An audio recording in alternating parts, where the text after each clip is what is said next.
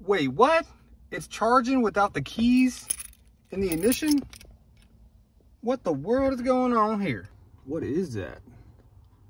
I'm gonna tell you, stick around. Do you drive a Toyota? Anyone that owns a Toyota knows that Toyota has a bunch of safety features on their car. For example, if you leave your doors open way too long, it'll shut the lights off from the dome lights. It'll also cut power to your power outlet so you can't charge anything, you can't run anything. This video is going to be a really quick, simple video showing you how to get 12 volt always on power so you don't need your keys. But yeah, let's go ahead and knock this out. You'll need 2 of these right here. They have these at Walmart, AutoZone, O'Reilly's, just to add a fuse. They're only $3.99, so it doesn't cost a lot.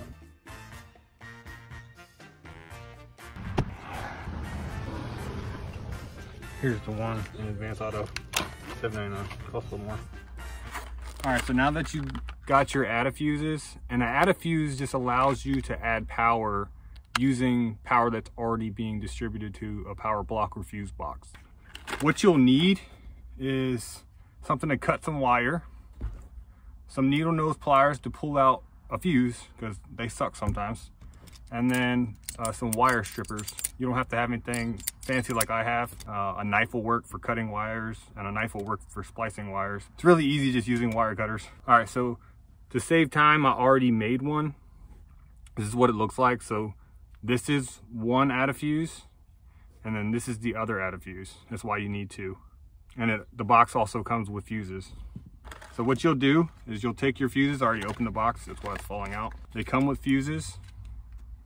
There's 4 different sizes for whatever you need. And this is what it looks like. That's one. And go ahead and grab your other one. And I bought 2 different ones to show you the different sizes and fuses. That's a mini fuse. And then this is a standard fuse. There's another mini fuse, but I didn't get those. And essentially it's just the different types of vehicles to be able to plug into the fuse box. So what you'll do, unravel one of them, cut one of the wires or the butt connector off on one of them, splice that wire you just cut, and then grab your other one and then slip it right in there and then crimp it down.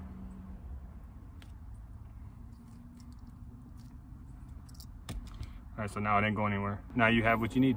All right, so the next thing you want to do is go down here next to your kick panel. This is where your parking brake is. And then there's a fuse box right up there. There will be a cover over it.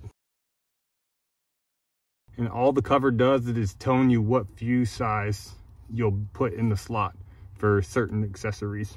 What you're gonna be looking for is the right side, top one. Take that fuse out. I already took it out. You see how it's empty right there.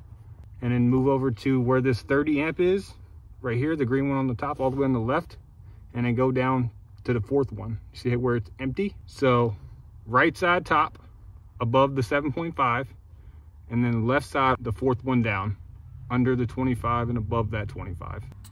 Next, you'll just throw a fuse in line with this wire right here. So you see how there's a fuse spot here and a fuse spot here? You're gonna put it in the top one, away from the prongs. And on this other side, you're gonna do the same thing. Keep the fuse in line with the wire and then leave the bottom one blank. All right, so I went ahead and plugged it in. You can go ahead and discard that cover. You don't need it anymore, or put it in a safe place so it don't get messed up.